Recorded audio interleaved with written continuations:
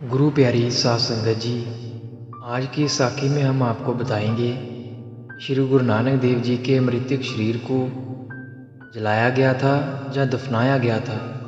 साध संगत जी, साखी को सुनने से पहले आप हमारे चैनल को सब्सक्राइब कर लीजिए और बेल आइकन पर ज़रूर क्लिक करें जी। साध संगत जी, श्री गुरु नानक देव जी ने इस विषय पर कोई वसीयत भी ना की थी, ना ही किसी को इस विषय पर उनसे पूछने का कभी साहस हुआ था। उन दिनों भी अंतिम संस्कार के लिए दो विधियों का प्रचलन था, एक वैदिक रीति से अंत्येष्टि तथा दूसरी मुसलमानी श्रेया अनुसार दफन करना। किंतु गुरुजी ने तो समस्त जीवन इन दोनों प्रणालियों से ऊपर उठकर निरपक्ष जीवन जिया था। उनका नारा था, ना हम हिंदू ना मुसलमान, अर्थात मैं परम ज्योति का सेवक एक इंसान मात्र हूँ। इसलिए उन्होंने बचपन में जनेऊ भी धारण करने से साफ इनकार कर दिया था, क्योंकि उनका मत था कि उसको धारण करने से समाज में जाति वर्ण भेद के नाम पर बुराइयां उत्पन्न होती हैं तथा बहन भाई में भी नारी पुरुष के नाम पर मतभेद उत्पन्न किए जाते हैं, जबकि दोनों को समाज में बराबर के अधिकार मिलने चाहिए। गुरुजी ने अपने समस्त जीवन काल में जहाँ हिंदू समुदाय के कर्म कांडों, अडंबरों तथा पखंडों का विरोध किया, वहाँ इस्लाम की रूढ़िवादी विचारधारा का भी कड़े शब्दों में खंडन किया। अतः उन्होंने मानव समाज का नए रूप में पंथ प्रदर्शन किया। कुछ लोगों ने प्रस्ताव रखा कि गुरुजी की राय जानने के लिए उनकी वाणी से सीख ली जाए। इस पर प्रमुख सेवकों ने उनकी वाणी के कुछ विशेष शब्द, जो कि मृतक संस्कार के लिए थे, जिनमें जन सुधारण के लिए सुंदर संदेश था, प्रस्तुत किए। अरे भाई, गुरु साहब ने अपनी लिखी वाणी में इस बात पर जिक्र किया है कि मृतक शरीर को जलाना चाहिए या दफनाना चाहिए। मैं आपको वाणी पढ़कर सुनाता हूँ।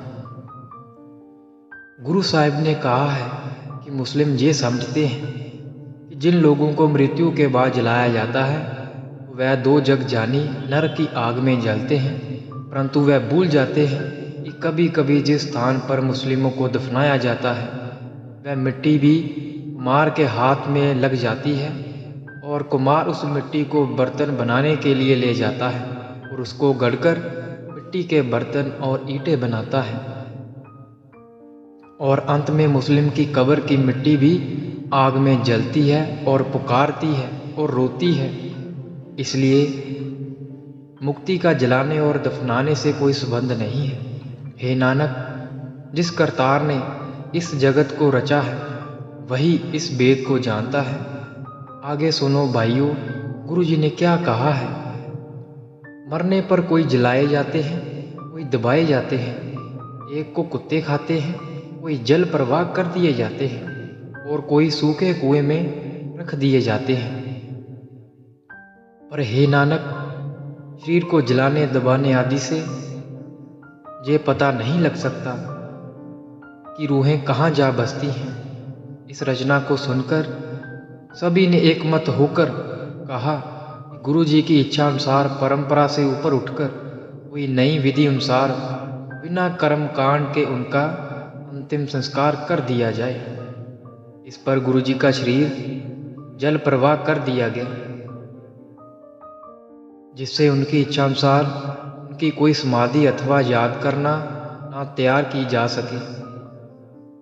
गुरुजी बनारस में जब कबीर पंथियों से मिले थे तो गुरुजी ने उनकी वाणी को अपनी पोथी में संकलित कर लिया था, जो कि उनकी अपनी विचारधारा के अनुरूप थी।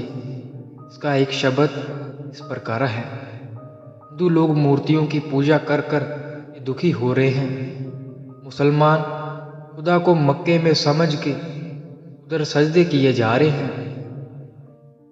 हिंदुओं ने अपने मुर्दे जला दिए और मुसलमानों ने दबा दिए। इसी बात पर झगड़ते रहे, सच्चा कौन है। हे प्रभु, तू कैसा है। ये बात दोनों पक्षों के समझ में ना आई। हम आपको ये बता दें कि श्री गुरु नानक देव जी की मृत्यु अथवा शीश होने के बाद क्या क्या हुआ, उस पर बहुत से ज्ञानी लोगों में मतभेद है। कोई कहता है हिंदू मुस्लिमों में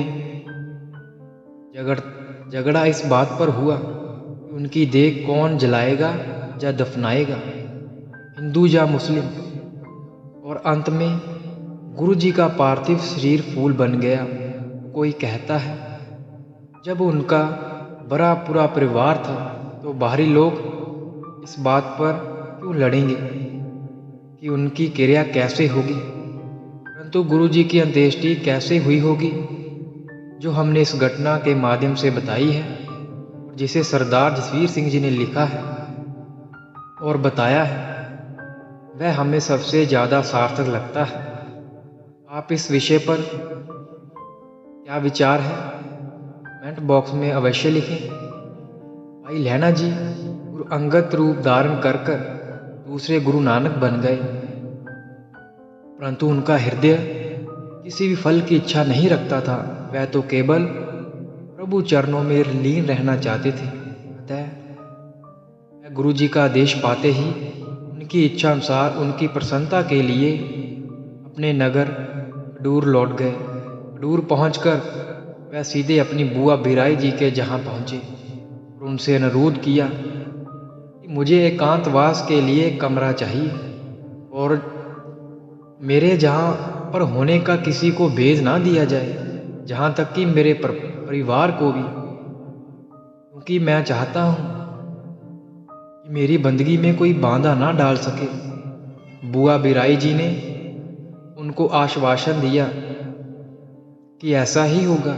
इस प्रकार बुआ बिराई जी के जहां गुरु अंगद देव जी अपनी इच्छा अनुसार साधना में लीन हो गए, उधर करतारपुर में श्री गुरु नानक देव जी ने उचित समय देखकर शरीर त्याग दिया और परम ज्योति में विलीन हो गए।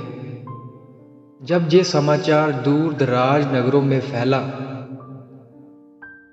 कि श्री गुरु नानक देव जी ज्योति जो समा चुके हैं, संगत उनके उत्तराधिकारी के दर्शनों को मड़ पड़ी। परंतु करतारपुर में आने पर मालूम हुआ कि उनके उत्तराधिकारी वास्तव में उनकी सेवा भाई लहना जी हैं, उनके पुत्र नहीं, जिनको श्री गुरु नानक देव जी ने अंगद देव नाम देकर दूर नगर भेज दिया। अतः संगत नए गुरु की तलाश में खडूर नगर पहुंच गई, परंतु वहां से उनको निराश होना पड़ा, क्योंकि श्री गुरु नानक देव जी के नए उत्तराधिकारी गुरु अंगद देव जी कहीं दिखाई ना दिए। बुआ बिराई जी ने अपने दिए गए आश्वासन पर पूरी तरह पहरा देती रही। इस प्रकार कई दिन व्यतीत हो गए। संगत व्याकुल हो उठी। वह कोई जुक्ति सोचने लगी कि श्री गुरु अंगद देव जी को किस प्रकार और कहाँ ढूंढा जाए। अंत में कुछ श्रद्धालु भक्तजनों ने बाबा बुड्ढा जी से बेनती की, जाने गुरु अंगद देव जी कहाँ गए हैं, आप गुरु अंगद देव जी को खोजने में हमारा मार्गदर्शन करें।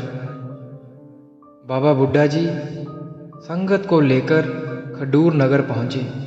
वहां उन्होंने जुक्ति से काम लिया।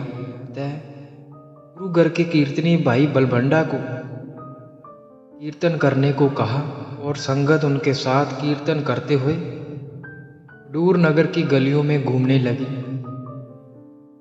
आगे क्या हुआ ये देखने के लिए हमारा चैनल सब्सक्राइब करें, वीडियो लाइक करें और शेयर करें। साथ संगत जी, अगर आप ऐसे ही रूहानी साखियाँ सुनना पसंद करते हैं तो आप हमारे इस चैनल को सब्सक्राइब कर लीजिए और वीडियो को लाइक करना ना भूलें जी।